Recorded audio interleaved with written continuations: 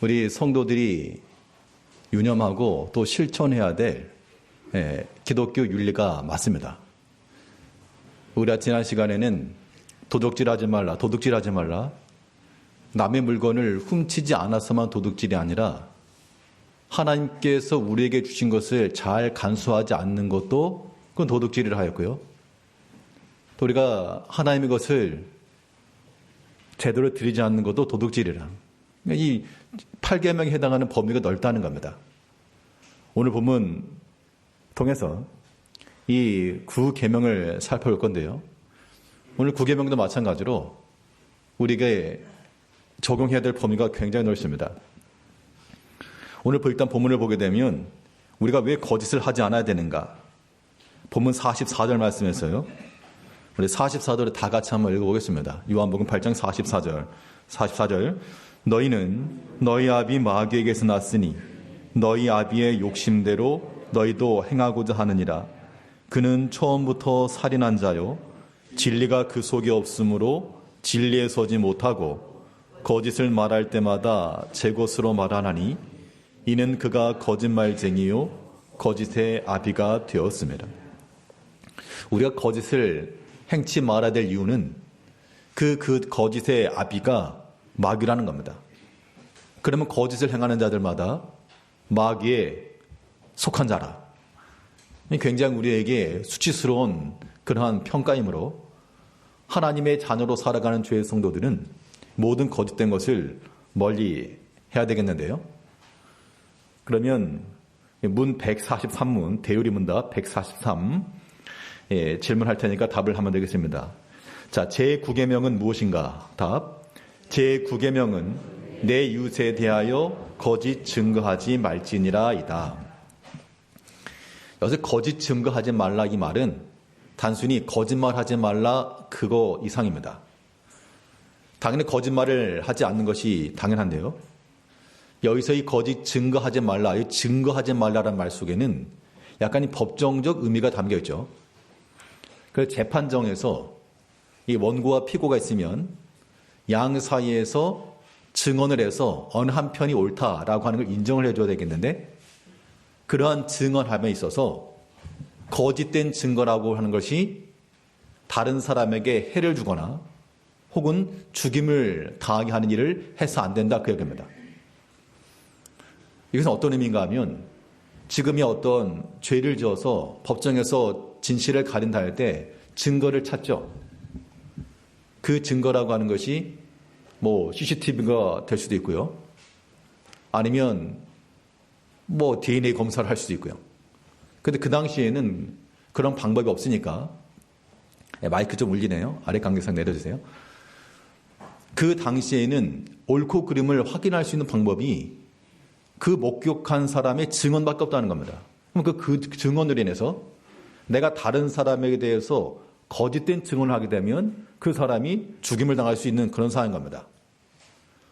그러면 우리는 이 거짓 증거하지 말라라고 하는 말 속에서 단순히 거짓이냐 아니냐 그 의미가 아니라 우리의 말과 행실이 다른 사람을 해하거나 상하거나 죽게 하는 것이 아니라 그들을 살리는 쪽으로 나가게 하라 그 이야기입니다.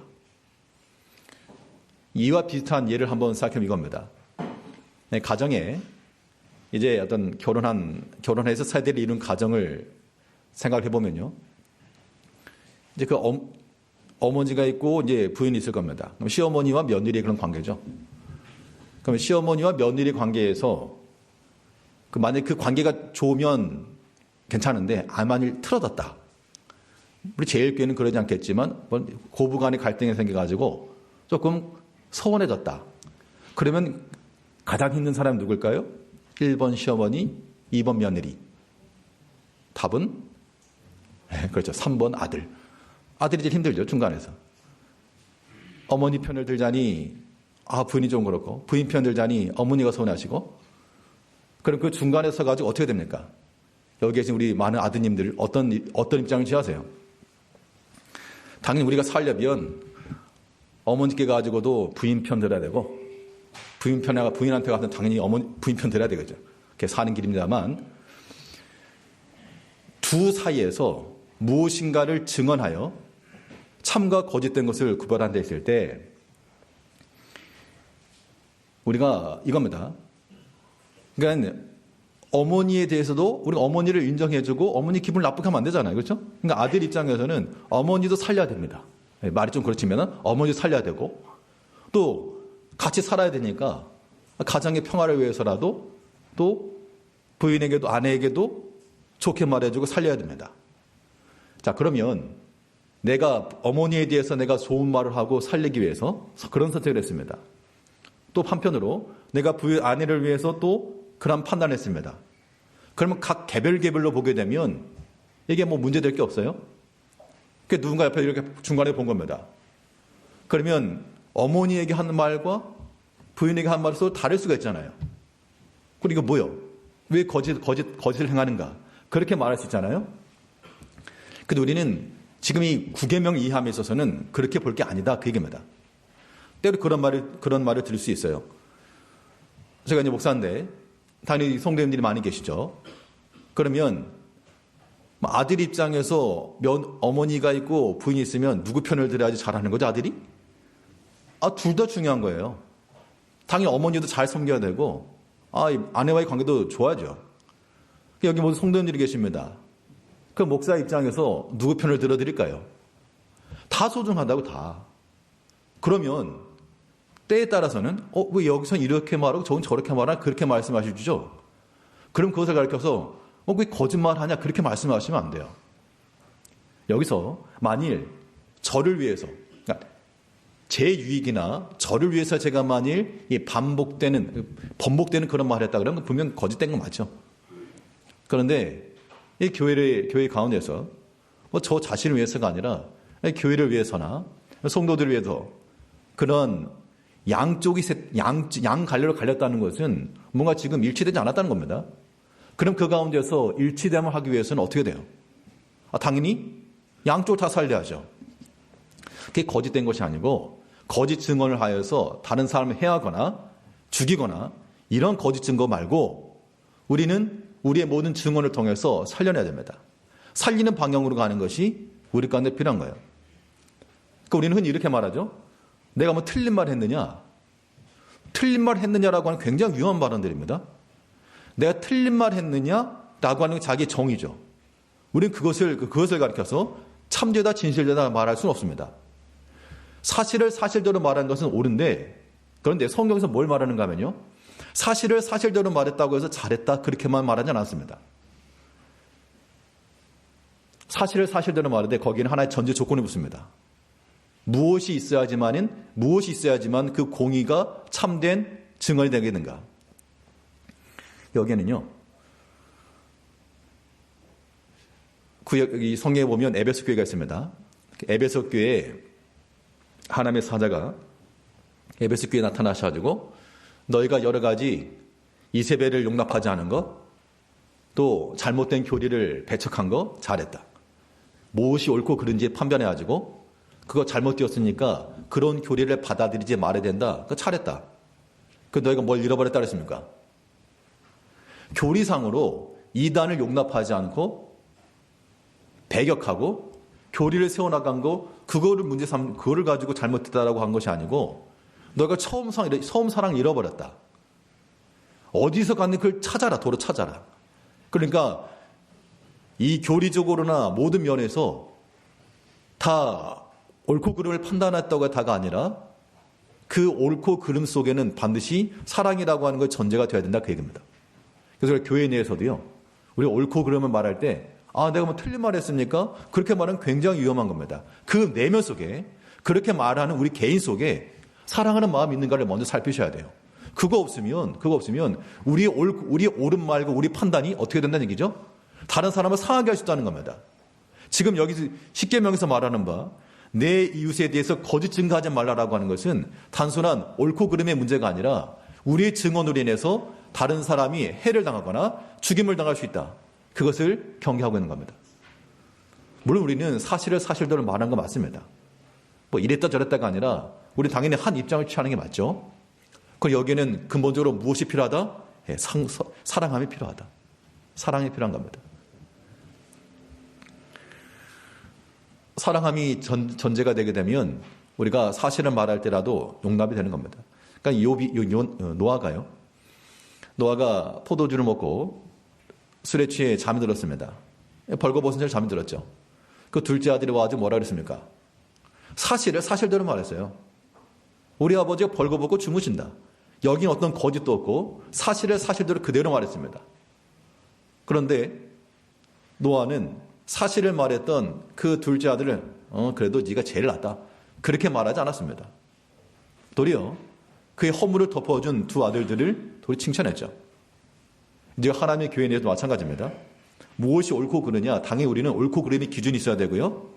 또 옳지 않은 것을 우리가 취해서는 안 됩니다. 그러나 우리의 모든 그런 판단 속에는 사랑함이 전제로 깔려야 돼요.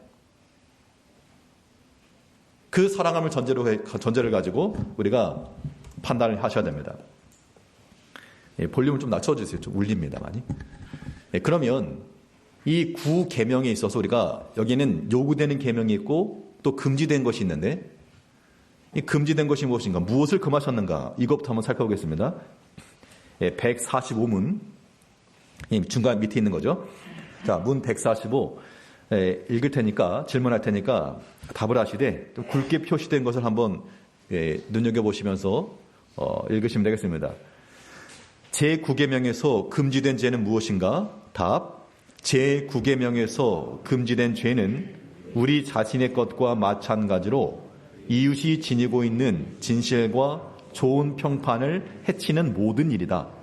불법 행위가 우리 자신들로부터 책망을 요구하고 다른 사람들에게 항고를 요구할 때 잠잠하는 것이며 진리를 불합리하게 말하거나 그릇된 목적을 위해 악의로 말하고 혹은 그릇된 의미로 혹은 의심스럽고 애매한 표현으로 진리와 공의에 분리하도록 진리를 곡해함이며 비진리를 말하고 거짓말하고 험담하고 회방하고 수군수군하고 냉소적이고 욕설함이며 조급하고 가혹하고 편파적으로 비난하는 것이며 또한 불의한 의도와 언어와 행동이며 하나님의 은사와 은혜를 부인합니다. 또 남의 약점을 쓸데없이 찾아내는 것이며 거짓 소문을 내는 것이며 나쁜 보도를 받아들이고 동조하는 것이며 누명을 쓸 일을 우리 자신이 실행하고 피하지 않거나 다른 사람들이 못하도록 능히 할 수 있는데도 막지 않는 것이다. 자, 이 9계명을 실천함에 있어서 대유리 문답에서 잘 표현을 줬는데 먼저 여기 뭘 말했는가 하면요. 마땅히 말을 해야 될 그 시점에 있어서 잠잠한 경우. 그러니까 침묵도 거짓 증거의 일부로 지금 얘기를 한 겁니다. 어떤 경우에는 우리가 나서서 좀 말을 할 필요가 있는데 말하면 귀찮고 혹은 이게 나에게 별로 유익이 없을 것 같으니까 가만히 있든다. 가만히 침묵하는 것이 나에게 도움이 될 것이다 라고 판단할 수 있어서 침묵하는데 그 잠잠한 것도 이 9계명에서 금지한 범위 가운데 들어간다는 겁니다. 이 거짓 증거에 대해서 말할 때 우리가 흔히 하는 말이잖아요. 그 이른바 화이트 거짓말. 화이트 거짓말이라고 하는 게 선한 거짓말 그런 것이거든요. 그러면 선한 목적으로 하는 거짓말을 어떻게 받아들여야 될까? 그 선한 거짓말을 해도 되는가 안 되는가 그런 얘기입니다. 예전에 합정동교회 김용서 목사님께서 이제 신학교 강의하실 때 이 부분을 언급하시면서 약간 좀 근본주의자적 그런 성향을 가지고 계셨기 때문에 우리 성도들은 이 선한 거짓말이라고 하는 거, 이거 화이트 거짓말 이런 것도 하면 안 된다. 그렇게 말씀을 하셨었는데 근데 우리 여기에서는요. 성경에서 어떻게 말하는가를 한번 살펴볼 필요가 있습니다. 여기 이 선한 거짓말이라고 하는 것 속에는 우리가 지혜라고 하는 것과 바른 양심이라고 하는 것 두 가지를 반드시 갖춰야 됩니다. 성경에 보면 라합의 기사가 나옵니다. 라합이 정탐꾼을 숨겨줬죠. 숨긴 다음에 이 사람들이 찾아와가지고 이거 못 받느냐 했을 때 뭐라 그랬죠? 나는 거짓말을 할 수가 없어가지고 사실 내가 저기다 숨겨줬습니다. 그렇게 말했으면 잡혀 죽었죠. 그런데 그렇게 말하지 않고 조금 애매하게 표현한 겁니다. 애매하게 표현했죠. 그러면 그 라합의 그 평가에 대해서 그 거짓말했다. 라합은 저 거짓말쟁이다. 그렇게 평가할 것인가? 근데 성경에서는 라합에 대해서 거짓말쟁이다라고 말한 것이 아니고 그 정탐꾼들의 생명을 살려준 것으로 이렇게 표현해 줍니다. 이것은 비단 라합의 문제만 아닙니다. 다른 뭐 사무엘서를 봐도 그렇고요.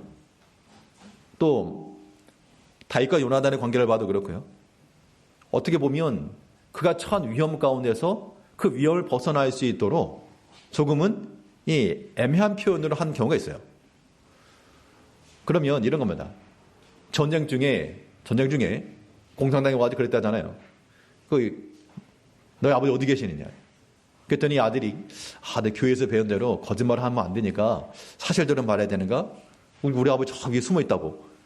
그렇게 되면 그것을 어떻게 평가할 것인가라고 하는 것인데 여기에는 우리가 지혜가 필요한 거예요. 지혜. 당연히 지금 구계명에서 거짓 증거하지 말라는 말 속에는 단순한 사실이냐 아니냐의 그런 의미라기보다도 그것도 당연히 전제입니다. 그런데 여기에는 우리의 증언으로 인해서 자기 자신의 유익을 위해서 말을 바꾸는 거 말고요. 다른 사람의 생명, 다른 사람에 대해서 이것이 어떤 해를 받는다거나 죽임을 받는다거나 그런 것들에 대해서는 우리가 거짓 증거를 하지 말라. 그런 의미이기 때문에 그런 의미에서 우리는 지혜를 써야 됩니다. 근데 이렇게 말하게 되면 이거 우리가 또 바른 양심을 가지 않으면요. 이게 이제 우리 하나의 합리적 변명의 수단이 될 수가 있습니다. 그런데 여기서의 판단이 기준이라고 하는 것은 자기 자신을 위한 것이냐 아니면 다른 사람의 생명을 위한 것이냐 이런 명확한 기준을 가셔야 돼요. 그런데 우리는 기본적으로는 어떤 경우에서라도 비록 내게 비록 손해가 있을지라도 자기를 위해서는 거짓을 행하지 않는 것이 우리 신앙 양심에도 바르고 또 당연히 우리 자녀들에게도 좋은 본이 되는 겁니다. 그렇지 않고요. 자꾸 변명하고 바꾸고 오늘 여기 나온 대로 애매한 표현으로 이 애매한 표현이라고 하는 것이 다른 사람을 살리는 마음을 가지고 다른 형제를 위하는 마음을 가지고 또 이렇게 세워주는 마음을 가지고 내가 손해보면서 내가 희생하면서 그렇게 표현하는 거 말고 자기를 위해서 그렇게 애매히 표현하는 거 있잖아요. 그것은 융통성 있는 것이 아니고 그것이 잘못된 거란 겁니다. 그러한 거짓된 증거를 우리가 취해서는 안 되고 그런 것들을 버려야 된다. 그러니까 이런 애매하게 표현해서 넘어가는 것은요. 머리 좋은 사람이 그렇게 할까요? 안 좋은 사람이 할까요? 머리 좋은 사람이 그런다니까요. 그러니까 좀 순수한 그런 사람들은 뭐 꾸미거나 그렇게 할 줄도 모르는데 머리가 파삭파삭 돌아갑니다. 상황이 빤히 돌아가고 앞뒤가 명확하고 그런 사람들이 이렇게 말을 애매하고 교묘하게 할 수 있는데 그런데 그 자체가 이미 우리에게서는 거짓 증거라고 하는 겁니다. 우리가 이런 거에 습관이 들어서 안 됩니다. 교회 내에서 마찬가지입니다. 우리가 자기를 위해서 자기 의를 위해서 나는 아닌 것처럼 그렇게 표현하는 그런 것들 그 또한 다 이 거짓 증거니까요. 그런 것들을 조심해야 되겠습니다.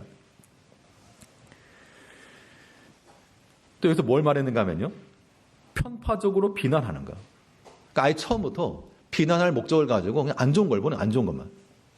안 좋은 건 보니까 계속 안 좋은 게 보는 겁니다. 편파적으로 비난하는 것도 이웃에 대해서 거짓 증거하는 사실이냐 아니냐라고 하는 참과 거짓의 그런 의미가 아니라 거짓 증거라니 거짓 증거. 그 거짓 증거를 통해서 다른 형제에 상함을 주거나 그런 괴로움을 준다라고 하는 것 우리가 이런 것들에 대해서는 항상 주의를 해야 되겠다.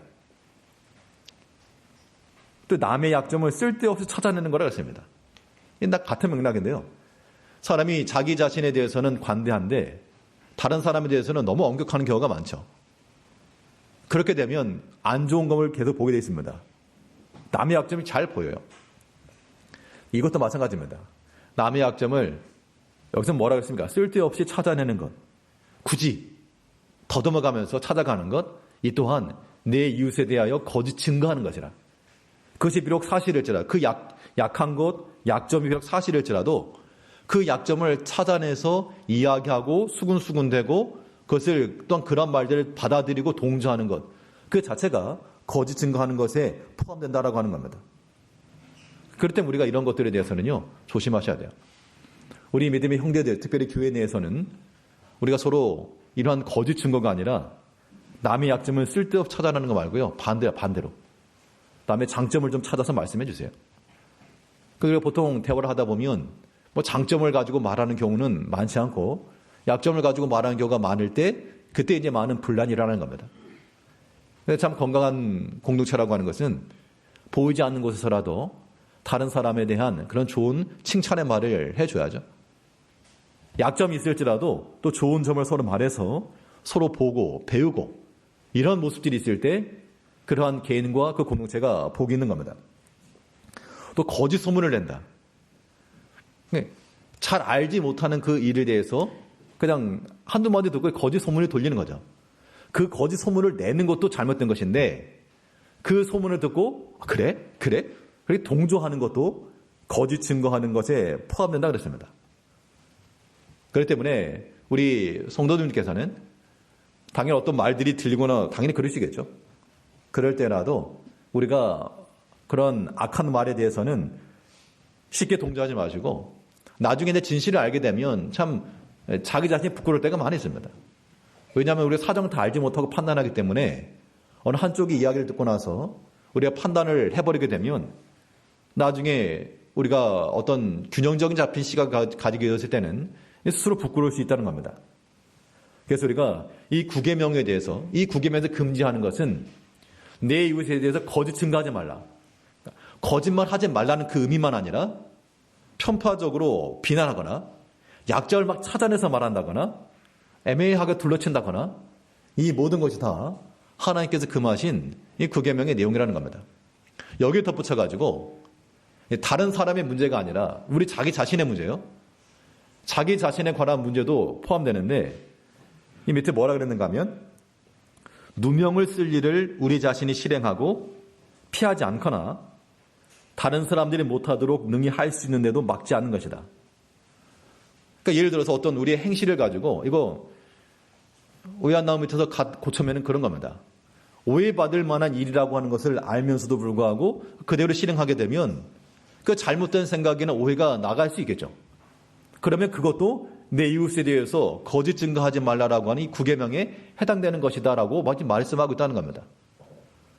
혹은 우리 자신이 능히 피할 수 있고 또 다른 사람들이 못하도록 할 수 있음에도 불구하고 막지 않는 것.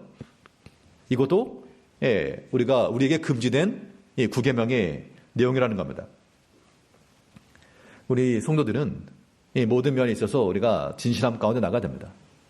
이 거짓된 마음이라고 하는 것, 거짓된 생각이라고 하는 것, 이것은 하나님께서 기뻐하지 않으시고 또 오늘 요한복음 8장 44절에 있는 것처럼 이 거짓의 아비는 마귀라 그랬으니까 우리가 이런 것에 동조하지 않도록 하나님께서 금하신 이 금지한 것들을 우리가 잘 방어를 해야 됩니다. 내 개인적인 그러한 언행이 아니라 관계성 속에서의 그런 언행입니다. 증언이니까요. 그럼 반대로 이 구계명에서 우리가 적극적으로 요구되는 그 요구는 무엇인가? 내 이웃에 대해서 거짓 증거하지 말라. 금지만이 목적이 아니고 이 금지 속에는 더 강력한 요구사항이 있는 것인데요. 우리 144문 문을 읽을 테니까 답을 하시면 되겠습니다. 143문 제9계명에서 요구되는 의무는 무엇인가? 답 제9계명에서 요구된 의무는 사람과 사람 사이의 진실과 우리 이웃의 좋은 평판을 우리 자신의 것과 같이 보존하고 증진하는 것이다. 진실을 위하여 나서서 이를 옹호함이며 재판과 처벌의 문제에 있어서나 무슨 일이 있어서라도 마음속으로부터 성실하고 자유롭고 명백하여 충분하게 진실만을 말하는 것이다. 우리의 이웃을 관대하게 평가하고 이웃의 좋은 평판을 사랑하며 기뻐함이며 그들의 연약을 슬퍼하며 덜어주는 것이며 또한 그들의 재능과 미덕을 너그럽게 승인하고 그들의 결백을 변호함이며 그들에 관한 좋은 소문을 쾌히 받아들이고 나쁜 소문을 시인하기를 즐겨하지 않는 것이다.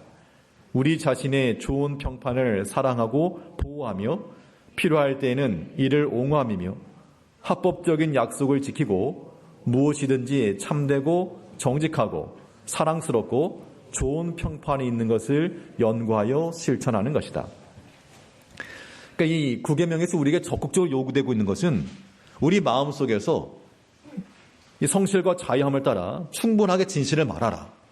그리고 여기서 또한 내 이웃에 대해서 거짓 증거하지 말라는 거니까 이웃에 대해서 관대하게 평가해 주어라. 그러니까 내 자신이 옳다라고 하는 것을 말하기 위해서 다른 사람 상대방에 대해서 비난하거나 깎아내리는 방식으로 말하지 말고 그 상대 이웃에 대해서도 관대하게 평가해 주고 또 그들의 재능과 미덕을 너그럽게 인정해 주어라. 그러니까 다른 사람에게 있어서 내게 없는 다른 사람이 가지고 있는 능력이 있다거나 좋은 점이 있으면 어느 그것을 박수를 쳐주고 그래 잘한다고 인정도 해주고 뭐 그러면 좋은데 그렇지 않고 우리 마음 가운데 만일 어떤 다른 마음이 들어오면요 인간적 생각이 들어오게 되면 여기 인간적인 뭐 시기심이나 이런 게 들어올 수 있죠. 그런 것이 발판이 되어서 말한다? 그 또한 거짓 증거다라고 하는 겁니다.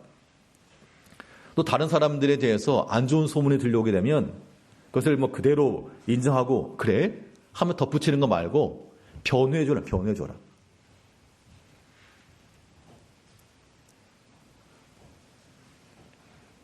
이 교회 공동체 내에서 말이라고 하는 것이 굉장히 어렵고 또 무섭기도 합니다. 목사로서 느끼는 그 고충이 무엇인가 하면 뭐 설교하기가 힘들어가지고 그게 고충이 아니고 물론 날마다 말씀을 새롭게 한다는 것도 큰 일이긴 하지만 그는 정말 100번이라도 감당할 수 있는 부분인데 그보다 더 큰 고충이 무엇인가 하면 오고 가고 하는 말들입니다. 말들. 이 말들 속에서 사람이 다 다르면 하다못해 시어머니하고 며느리 두 사람만 있어도 그 두 사람 입장이 달라가지고 어느 편을 들어줘야 어떤 입장을 취해줘야지 이 가정 화평일까. 그것 때문에 우리 아들들 머리가 썼거든요. 우리 여자 사람들은 그런 거 모르시겠지만 우리 남자 사람들은 그것 때문에 고민한다고요. 우리 교회는 마찬가지입니다. 우리가 하나님의 교회 내에서 우리의 비난 혹은 비판, 판단 그런 거 하기 쉬운데요. 근데 이런 것들 조금 조심하게 되는 케이스가 있습니다. 내가 어떤 누군가를 향해서 막 비난했습니다. 저러면 안 돼. 그 비난을 많이 했는데 어떤 경우에 그걸 조금 우리가 이해하고 절제하게 되는가 하면 우리가 이제 그런 상황에 처하게 됐을 때 혹시 합니까? 여기 계신 분이 또 목회를 하셔가지고 목사님이 될지 또 여기 계신 분이 갑자기 또 사모님들이 될지 어찌합니까? 그러면 나중에 가지고 그런 상황인가 보다. 그런 입장이 이해될 수가 있죠. 물론 지금에서는 뭐 그런 것들이 공감이 안 될 수 있을지 모르겠습니다만 아무튼 제 중심을 말씀드리면 여기 계신 성도님들이 10명이면 10명 다 잘 되길 바라고 10명 다 그 선한 마음을 가지고 하나님께 충성되기를 바라고 누구 하나 낙오되지 않고 누구 하나 넘어지지 않고 다 잘 되길 바라는 마음이에요. 그런데 만약 생각이 달리면 어떻게 됩니까? 너 죽어라 하는 거예요. 가운데 너 죽어라. 그렇게 하시면 안 되고 우리가 다 사랑하는 마음을 가지시고요. 우리가 이웃에 대해서 긍정적으로 평가를 해주시고 9계명이 뭡니까? 거짓 증거하지 말라고 하는 말이 난 사실만을 말한다. 난 거짓말을 못한다. 난 진실하다. 그런 마음 그런 거 말고요. 우리가 그 약해 보이는 그 약점이 있는 그 형제에 대해서 그 약점을 내가 변호해 줄 수 있고요. 또 나쁜 소문이 들려도 그걸 그대로 고집 그대로 들어가지고 사사사 소곤소곤 그런 거 하지 마시고 우리 본 성도님들이 서로 간에 좋은 말로써 또 위로의 말로써 권면의 말로써 이렇게 말들 해주셔야 됩니다. 그래야지 하나님이 기뻐하시는 겁니다.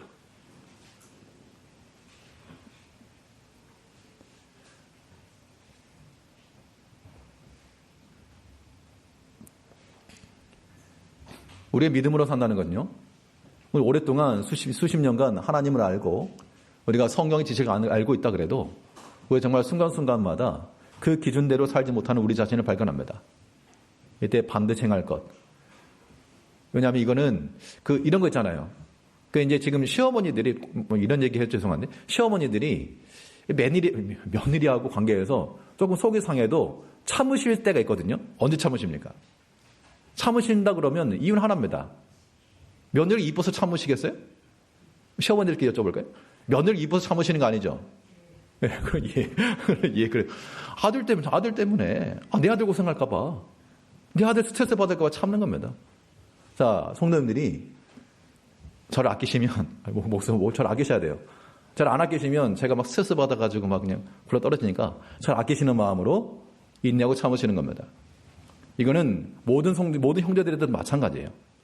우리가 하나님의 교회가 잘 되길 바라고 또 성도 간에 서로 화목해지고 서로 우애하고 형제 간에 서로 우애하고 부모 자식 간에 서로 사랑이 있고 하나님께 가장 기뻐하시는 거죠. 그러면 이제 우리가 진실함이라고 하는 것은 나의 옳음, 너의 잘못됨 이거를 극렬하게 대비한다고 해서 자기가 옳아지는 게 아닙니다. 하나님께서 그걸 기뻐하시는 게 아니에요. 사랑을 바탕으로 해서 사랑 속에는 형제의 잘못된 것도 다 녹아지게 되었다는 겁니다. 무엇을 통해서? 나의 사랑과 나의 희생과 나의 변호를 통해서요. 이제 우리 모든 성도님께서 내 이웃에 대해서 거짓 증거하지 말라. 단지 거짓말이냐 아니냐 이걸 떠나서 관대하게 여기시고요.